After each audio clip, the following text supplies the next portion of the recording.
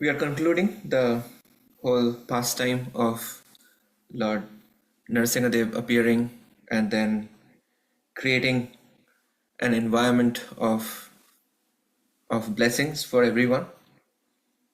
So, what has happened in the last section was that Lord Nṛsiṁhadeva gave a very personal instruction to Prahlad Maharaj that he should sit upon the throne and not be disturbed by materialistic activities. And how he can do that? It is by keeping his mind fixed upon the Supreme Lord. That was his direct instruction. And therefore, he said that without transgressing the injunctions of the Vedas as a matter of formality, you may perform your particular duties. And then after receiving benedictions from Lord Nṛsiṁhadeva, as ordered by the Supreme Personality of Godhead, Prahlad Maharaj performed the ritualistic ceremonies for his father. And then he was enthroned in the kingdom of Hiranyakashipu as directed by the Brahmanas. So after that, now Lord Brahma is getting an opportunity to offer his prayers to Lord Nṛsiṁhadeva. If you remember, in the very beginning, Lord Nṛsiṁhadeva was so angry, no one was able to even approach Lord Nṛsiṁhadeva.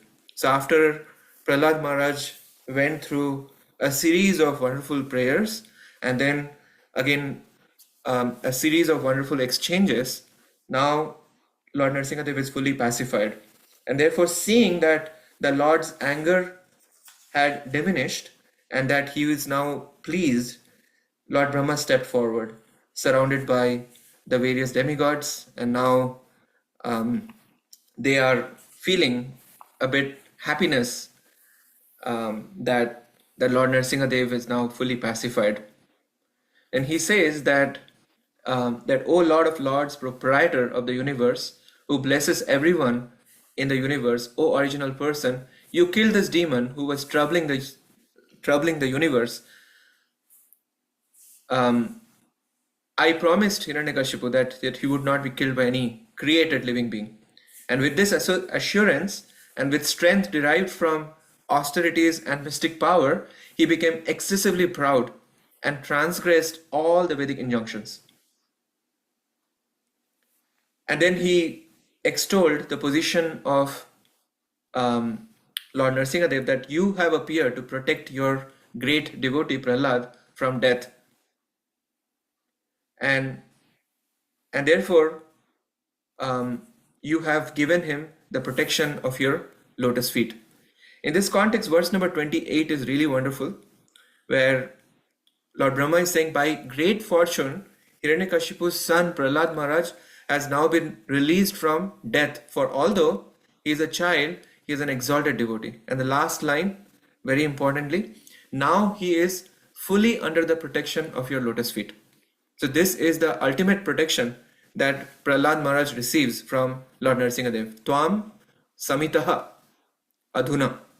These are the words that are there in the verse, indicating that Prahlad Maharaj is now perfectly protected by the Supreme Personality of Godhead. Now Maya cannot touch him. And then in 29th verse, he says that, my dear Lord, O Supreme Personality of Godhead, you are the Super Soul. If one meditates upon your transcendental body, you naturally protect him from all sources of fear, even from the imminent danger of death. So this is very interesting. One time Srila Prabhupada was asked that what do you get when you chant the Hare Krishna Mahamantra? What is it that you receive from the Supreme Lord? And Srila Prabhupada's response was really, really amazing. He said that in that particular context that I receive fearlessness. And this is exactly what is pointed out here, that you naturally protect him from all sources of fear, even the imminent danger of death.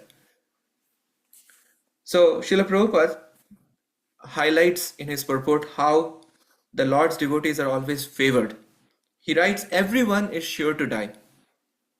For no one is excused from the hands of death, which is but a feature of the Supreme Personality of Godhead. Mrityu Sarva Haraschaham. This purport is particularly very beautiful because there is a one point that comes out we probably would never find anywhere else. And this is the line. When one becomes a devotee, however, he is not destined to die according to a limited duration of life. This is very, very interesting statement. Everyone has a limited duration of life, but a devotee's lifetime can be extended by the mercy of the Supreme Lord, who is able to nullify the results of one's karma. Karmani nirdahati kintuja bhakti bhajam. Well, as far as the pious and impious activities are concerned, like good karma, bad karma, they just contribute to, increasing or decreasing the restrictions for enjoyment. And they likewise, they deal with defining the timeline for enjoying the facilities within this material world. And therefore, for people in general, the karma, the laws of karma are very strongly active. They cannot just, beat the laws of karma and decide, okay, I can somehow by karmic arrangement, I can extend my life by doing some pious karma, for example. That is not possible. But if one becomes a pure devotee of the Supreme Lord, anything is possible. And that's what is being pointed out here. That this is the statement of Brahma Samhita 5.54. A devotee is not under the laws of karma. Therefore, this line again, even a devotee's scheduled death can be avoided by the causeless mercy of the Supreme Lord. This statement is just amazing statement.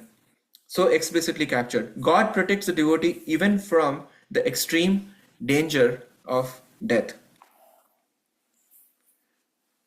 So I would say, like, from today's session, if you have to take one point, this is the point, that even a devotee's scheduled death can be avoided by the causeless mercy of the Supreme Lord. This is how powerful is the mercy of the Supreme Lord. And how do we receive that mercy?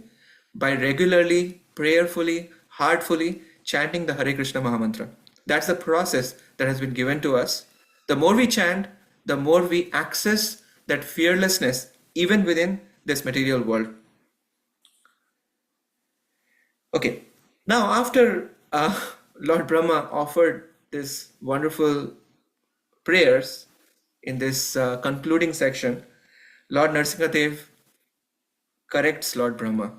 He says, "My dear Lord Brahma, O great Lord born from the lotus flower, just as it is dangerous to feed milk to a snake, so it is dangerous to give benedictions to demons, who are by nature ferocious and jealous.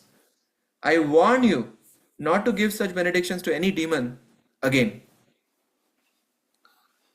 So I guess, like, in the future, Lord Brahma did not give exactly the kind of benedictions he gave to Hiranyakashipu, but he did give benedictions to other demons in the future.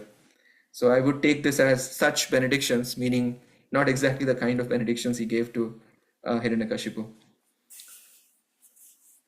So we find here that that although everything in one sense is orchestrated by the desire of the Supreme Lord, so you can say that yes, all the events that had transpired up until now, they were definitely under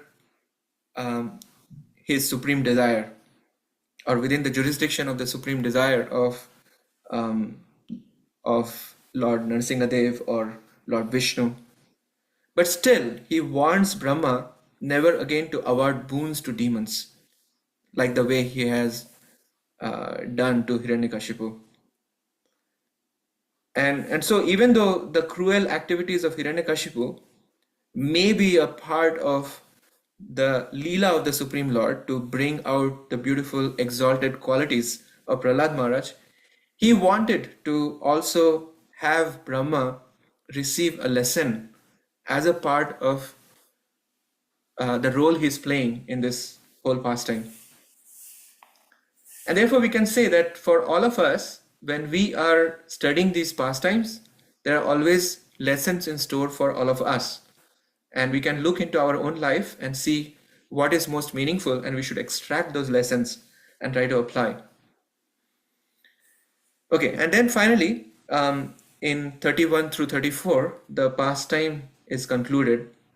So Narad Muni tells Yudhishthir Maharaj, because that's the whole narration, the background of the narration, that Narad Muni is narrating this whole story of Prahlad Maharaj and the appearance of Lord Nṛsiṁhadeva to Yudhishthir Maharaj.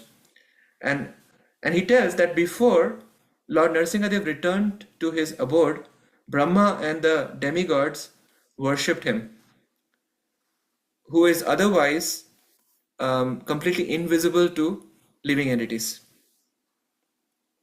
So Brahma and all the demigods like Lord Shiva, they are all getting the opportunity to also worship the Supreme Lord before he left for his abode.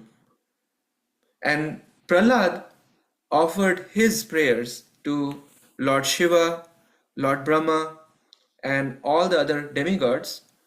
And it is specifically mentioned here how Prahlad Maharaj is seeing. He is seeing all of these personalities to be parts of the Supreme Lord.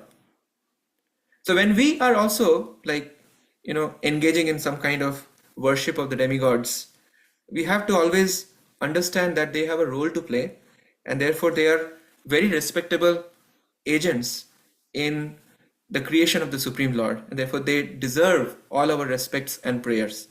That's the mood in which we are meant to approach personalities like Lord Brahma, Lord Shiva, not that they are independent Supreme Controller. So Prahlad Maharaj is also demonstrating how we are meant to approach the demigods.